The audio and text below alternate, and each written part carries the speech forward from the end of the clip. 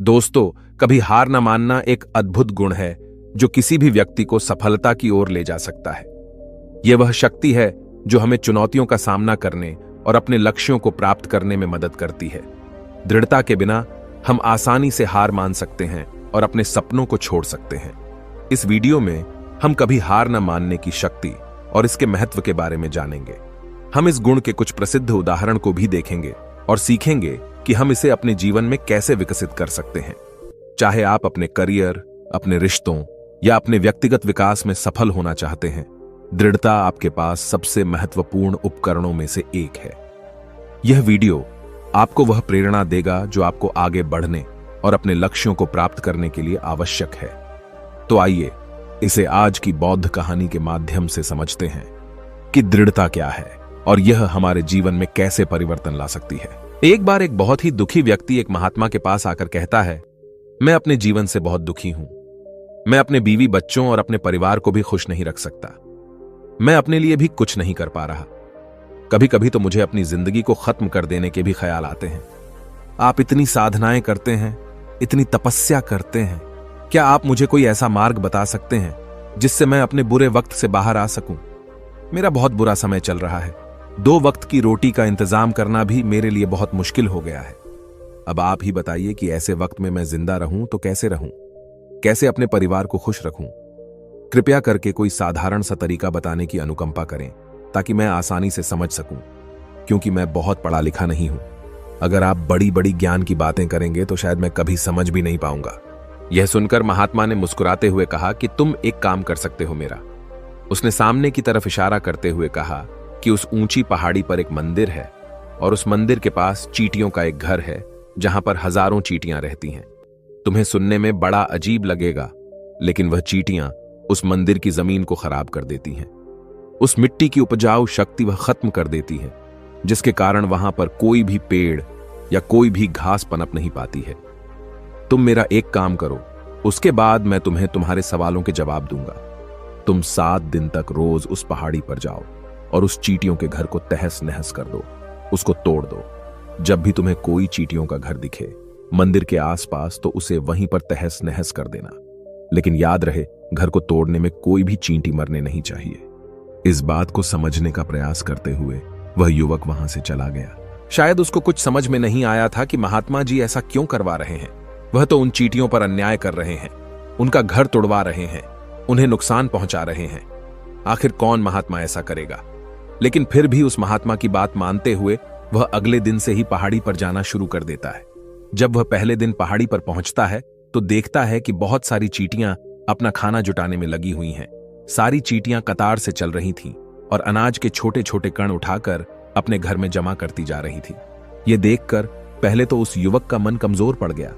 उसने सोचा कि ये इतनी मेहनत करके अपना घर भर रही हैं और मैं इनके घर को तबाह कर दूंगा तो इनको कितना बुरा लगेगा। लेकिन फिर उसने उस महात्मा की बात याद करते हुए उस घर को तोड़ना शुरू कर दिया। जल्द ही चींटियों में हाहाकार मच गया। वह इधर उधर दौड़ने लगी। अभी तक जो कतार में चल रही थी, अब वह बिखर गई और इधर उधर अपनी जान बचाने के लिए भागने लगी। थोड़ी देर में घर टूट गया और सारी चींटियां इधर उधर छुपने के लिए भाग चुकी थीं। यह करने के बाद वह युवक दुखी मन से वापस अपने घर पर लौट आया। उसका मन परेशान था, दुखी था, पश्चाताप से भरा हुआ था। फिर उसने अपने बिस्तर में रात में लेटे लेटे ही सोचा कि अब तो उन चींटियों का घर तबाह हो चुका है। अब वहां वापस जाने से क्या प्रयोजन है? अब क्या फायदा होगा? क्योंकि चींटियों का घर तहस नहस करने के लिए महात्मा जी ने कहा था, जो मैं कर चुका हूं। लेकिन फिर कुछ सोचकर अगले दिन उसने फिर से जाने का निश्चय किया और अगले दिन सुबह सुबह उठकर वह वापस उसी पहाड़ी पर पहुंच जाता है। पहाड़ी पर पहुंचकर वह उसी जगह पर पहुंचता है जहां पिछली सुबह उसने उस घर को तहस नहस कर दिया था। लेकिन वह यह देखकर चौंक जाता है कि उन चींटियों ने फिर से अपना घर उसी जगह पर बना लिया था और अब वह फिर से अपने घर के लिए सामान इकट्ठा करने में जुटी हुई थी। उस आदमी को देखकर लगा कि यह चींटियां कितनी मूर्ख हैं। इनको पता है कि कल ही इनका घर इसी जगह पर तबाह किया गया है और उसी जगह पर उन्होंने अपना नया घर भी बना लिया। और यह सोचकर वह आदमी हंसने को हुआ। लेकिन फिर से महात्मा की बात याद करते हुए उसने उन चींटियों का घर फिर से तबाह करना शुरू कर दिया। फिर से उन चींटियों में हलचल मच गई और थोड़ी देर में वह चींटियां इधर उधर अपनी जान बचाने के लिए भागने लगी। कुछ ही देर में उनका घर फिर से नष्ट हो गया और वह युवक थोड़ा संतोष के भाव से कि इस बार तो मैंने अच्छी तरह से उस घर को तबाह कर दिया है, अब तो वह चींटियां यहां पर अपना घर बना ही नहीं पाएंगी। इसीलिए जाने से पहले उसने उस घर पर ठंडा पानी भी डाल दिया ताकि चींटियां वहां पर अपना घर न बना सकें। और इस तरह अपना कर्म पूरा करके वह युवक फिर से अपने घर लौट आया। आज रात में सोते वक्त फिर से वह इंसान यही सोच रहा था कि क्या महात्मा यह सही काम करवा रहे हैं? क्या किसी का घर तबाह करना किसी सिद्ध पुरुष को शोभा देता है? क्या हो अगर वह महात्मा सिद्ध पुरुष हो ही ना? क्या होगा अगर वह मुझे बेवकूफ बना रहे हो? लेकिन फिर उसने निश्चय किया कि मैं अपने काम को पहले पूरा कर लेता हूं, उसके बाद ही पता चलेगा कि महात्मा मुझसे ऐसा क्यों करवा रहे थे। और यही सोचकर वह रात में सो जाता है। अगले दिन सुबह उठकर वह फिर से उसी पहाड़ी की ओर निकल जाता है। पहाड़ी पर पहुंचकर वह उसी जगह पर पहुंचता है जहां पर उसने उनके घर को तबाह कर दिया था, और वह यह देखकर खुश हो जाता है कि वहां पर कोई भी घर नहीं था। सारी चींटियां वहां से भाग चुकी थीं। अब उसने सोचा कि अब मेरा रोज रोज आने का क्या प्रयोजन, क्योंकि चींटियां तो अपना घर बदल चुकी हैं और महात्मा जी ने मुझे 7 दिन आने के लिए कहा था, लेकिन आज तो तीसरा ही दिन है। अब बाकी 4 दिन वापस आने का क्या प्रयोजन? और यही सोचकर उसने निश्चय किया कि यहां से वह सीधा उसी महात्मा के पास जाएगा और उनको यह सारी खबर बता देगा।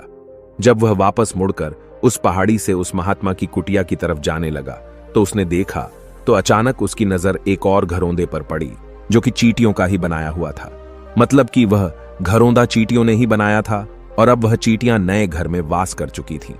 यह नया घर उनके पुराने घर से थोड़ी ही दूरी पर था और जब उस युवक की नजर उस घरौंदे पर पड़ी तो उसने सोचा कि शायद महात्मा को पता था कि यह चींटियां अपना घर यहां से बदलकर किसी दूसरी जगह पर बना लेगी, इसीलिए उन्होंने मुझे 7 दिन आने के लिए कहा था। और यह विचार करके वह उसका नया घर भी तोड़ने के लिए पहुंच जाता है। जब वह वहां पहुंचा तो चींटियां उसी तरह अपने कार्य में लगी हुई थीं। वह अपने लिए खाना इकट्ठा कर रही थी और अपने घर में जमा करती जा रही थी।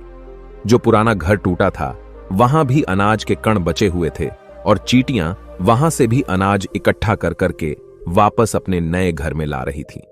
अब यहां पर फिर से युवक का मन थोड़ा कमजोर पड़ गया, क्योंकि वह खुद भी कमजोर था, खुद भी वक्त का मारा हुआ था।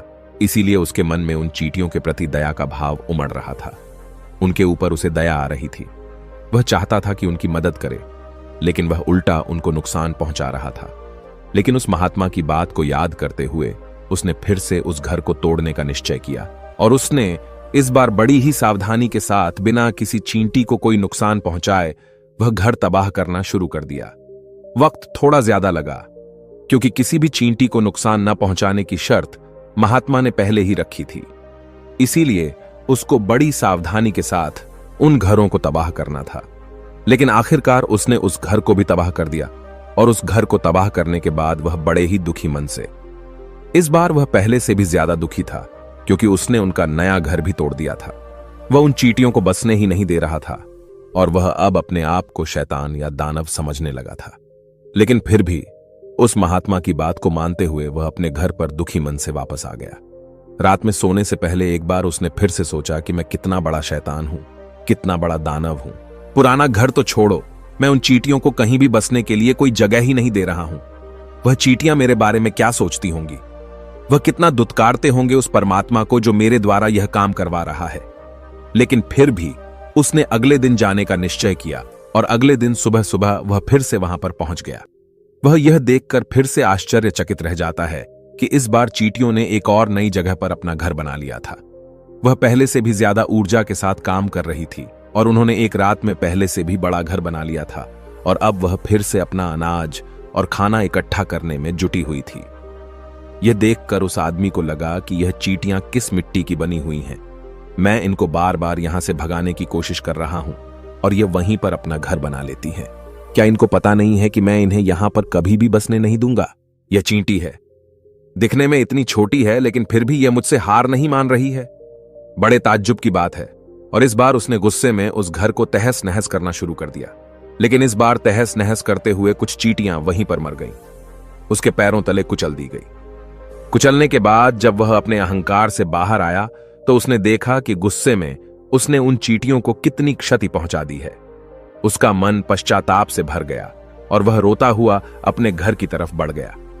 रात में सोते वक्त उसने सोचा कि मैं उन चींटियों पर बहुत ज्यादा अत्याचार कर रहा हूं। अब इससे ज्यादा अत्याचार मैं नहीं कर पाऊंगा। और यही सोचकर वह अगले दिन उन चींटियों के लिए अपने घर से थोड़ा आटा लेकर उसी पहाड़ी पर पहुंच जाता है। आज उसके मन में उन चींटियों के प्रति श्रद्धा का भाव था, दया का भाव था। आज वह उनकी मदद करना चाहता था। और जब वह वहां पर पहुंचा तो चींटियां फिर से अपने नए घर को बनाने में जुटी हुई थीं। उसने बड़ी ही दया के साथ उन चींटियों को अपना लाया हुआ आटा खिलाया और अगले 3 दिनों तक वह ऐसा ही करता रहा। जो इंसान पिछले 4 दिनों से चींटियों को नुकसान पहुंचा रहा था, अब वही इंसान उन्हें मदद कर रहा था। वह रोज सुबह जाता और उन चींटियों को अपने हाथों से आटा खिलाता। 7 दिन के बाद वह युवक उस महात्मा के पास पहुंचकर हाथ जोड़कर बोलता है कि हे महात्मा जी, मुझे माफ कर देना। मैंने उन चींटियों का घर तबाह करने के लिए बहुत कोशिश की। मैंने उनका घर तबाह किया भी। 1 बार नहीं, 4 बार मैंने उनका घर तोड़ा। उसके बाद मैं हिम्मत नहीं कर पाया, उनके घर को नहीं तोड़ पाया। मैं समझ सकता हूं कि मैंने आपका काम पूरा नहीं किया और इसके बदले आप मुझे वह तरीके भी नहीं बताएंगे जो कि मुझे मेरे बुरे समय से बाहर निकाल सकते हैं। लेकिन मुझे इसका कोई दुख नहीं है। मुझे लगता है कि मैंने जो किया वह सही किया, इसीलिए मैं आपसे आज्ञा लेकर वापस जा रहा हूं। कृपया मुझे वापस अपने घर जाने की आज्ञा दीजिए। यह सुनकर उस महात्मा ने मुस्कुराते हुए कहा कि अरे बेटा, इतनी भी क्या जल्दी, रुको तो सही, जलपान तो कर लो, थोड़ी देर ठहर जाओ, उसके बाद चले जाना। और यह कहकर वह महात्मा उस युवक के लिए पानी लेकर आते हैं। पानी पिलाने के बाद महात्मा उस युवक से पूछते हैं कि तुम मुझे यह बताओ कि आखिर तुम उन चींटियों का घर तबाह क्यों नहीं कर सके। वह चींटियां तो छोटी छोटी हैं और तुम इतने विशाल हो, फिर भी तुम उन छोटी छोटी चींटियों का घर तबाह नहीं कर पाए। कहां है तुम्हारी शक्ति, तुम्हारा बाहुबल? इसका जवाब देते हुए उस युवक ने कहा कि हे गुरुवर, मैंने उन चींटियों का घर तबाह कर दिया था, बार बार किया था। एक बार तो अपने गुस्से में उन चींटियों को भी मैंने हानि पहुंचा दी थी। लेकिन जिस दिन मैंने उनको हानि पहुंचाई, उसी दिन मेरे को लगा कि मैं उनको क्यों हानि पहुंचा रहा हूं, क्यों इनको इतनी तकलीफ दे रहा हूं। और उसी दिन से मैंने उनको नुकसान पहुंचाने की बजाय उनकी सहायता करनी शुरू कर दी।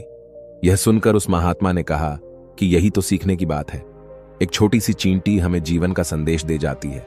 मैंने तुम्हें उन चींटियों का घर तबाह करने के लिए नहीं भेजा था, मैंने तुम्हें भेजा था ताकि तुम उन चींटियों से कुछ सीख ले सकूं। तुम्हें क्या सीख मिली उन चींटियों से, क्या मुझे बता सकते हो?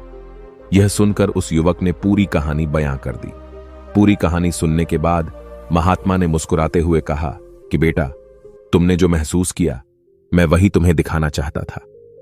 वो ये थी कि तुमने कितनी ही बार उनके घर को तोड़ने की कोशिश की, कितनी ही बार प्रयास किया कि उनका घर तबाह हो जाए, लेकिन वह हर बार अपना नया घर बना लेती थी।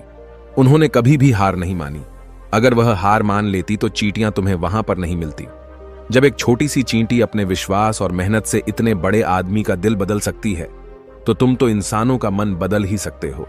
अपने जीवन में अपनी किस्मत न बदलने का कोई कारण तुम्हारे पास नहीं बचता। जीवन कार्यशीलता का नाम है, कर्मशीलता का नाम है। लेकिन हम मनुष्य 1-2 बार हार मिलने पर ही टूट जाते हैं, हताश हो जाते हैं और फिर जीवन में प्रयास ही नहीं करते। और कुछ लोग अपनी जिंदगी को खत्म करने पर उतारू हो जाते हैं। लेकिन जानवरों में तुमने एक बात देखी होगी कि वह अपना जीवन खुद से कभी खत्म कर ही नहीं सकते हैं। तुमने कभी नहीं सुना होगा कि किसी जानवर ने आत्महत्या कर ली, चाहे वह जानवर कितना ही भूखा क्यों ना हो, कितना ही दुखी क्यों ना हो, लेकिन वह अपने जीवन के लिए हमेशा संघर्ष करता रहता है। लेकिन वहीं पर दूसरी तरफ हम मनुष्य 1-2 बार हताश होने पर ही अपना जीवन खत्म कर लेते हैं। जीवन तो कर्म करने का नाम है, इसीलिए मृत्यु से पहले कर्म करना कभी मत छोड़ना, क्योंकि मृत्यु के बाद तो तुम परम विश्राम में चले ही जाओगे। तो उससे पहले कर्म करना क्यों छोड़ रहे हो, क्यों हताश हो रहे हो? अगर तुम्हारा एक घर टूट गया है तो दूसरा घर बनाने का प्रयास करो, कोशिश करो, और कोशिश करने वालों की कभी हार नहीं होती। यह तुम उन चींटियों से देख चुके हो। देखने में तुमसे कितनी छोटी है वह चींटियां और तुम इतने बड़े हो, लेकिन उनका मन तुम्हारे मन से इतना बड़ा है, इतना विशाल है, इतना दृढ़ संकल्प है कि इतनी बार घर टूटने पर भी उन चींटियों ने कभी हार नहीं मानी। दूसरी सीख यहां से लेने की थी, वह यह थी कि जब भी हमारे ऊपर बुरा समय आता है, हमें लगता है कि यह समय कभी नहीं जाएगा, यह समय मेरे जीवन को बर्बाद कर देगा, मुझे कभी नहीं जीने देगा। और अपने इन्हीं ख्यालों से, जिनका असलियत में कोई भी अस्तित्व नहीं है, वह सिर्फ विचार हैं, और वही विचार हमारे मन को दुखी कर देते हैं और इसीलिए हम प्रयास करना भी छोड़ देते हैं। लेकिन तुम खुद सोचो कि बार बार प्रकृति हमें दुख पहुंचाएगी, नुकसान पहुंचाएगी, लेकिन कब तक पहुंचाएगी? अगर हम बार बार फिर से उठकर फिर से नया प्रयास करते रहेंगे तो प्रकृति भी हमारे सामने घुटने टेक देगी, और वह भी एक दिन हमारे ऊपर दयावान हो जाएगी, और वह हमें सब कुछ देने लगेगी जिसकी हमने कभी कामना की थी। इसीलिए यह भी कहा जाता है कि बुरा वक्त किसी का भी हमेशा नहीं रहता। तुमने खुद देखा कि तुम उन चींटियों को तबाह करने के लिए पहुंचे थे, लेकिन बाद में तुम्हें उन चींटियों को अनाज और आटा देने लगे। तुम ही उन पर कृपालु हो गए। क्यों हुए? क्योंकि तुमने देखा कि वह चींटियां हार ही नहीं मान रही हैं। इसी तरह अगर तुम भी अपने जीवन में कभी हार नहीं मानोगे तो एक न एक दिन यह प्रकृति तुम्हें वह सब कुछ देगी जो तुम अपने जीवन में पाना चाहते थे। इसीलिए हमेशा याद रखना, हमें बिना रुके, बिना थके और बिना परिणाम की चिंता के बस कार्य करते जाना है। और दूसरा यह कि एक न एक दिन प्रकृति तुम्हारे उस कर्म का परिणाम तुम्हें जरूर देगी। तो दोस्तों, कैसी लगी आपको यह कहानी? आप हमें कमेंट सेक्शन में जरूर बताना, और अच्छी लगी हो तो इस चैनल को सब्सक्राइब जरूर कर लेना। तो चलिए मिलते हैं ऐसी ही कोई नई कहानी में कोई नए मैसेज के साथ। तब तक के लिए अपना ख्याल रखें। धन्यवाद। नमो बुद्धाय। मुझे उम्मीद है कि आपको यह कहानी पसंद आई होगी और काफी कुछ सीखने को मिला होगा। कहानी के बारे में अपने विचार आप हमें नीचे कमेंट बॉक्स में कमेंट करके बता सकते हैं। नमो बुद्धाय।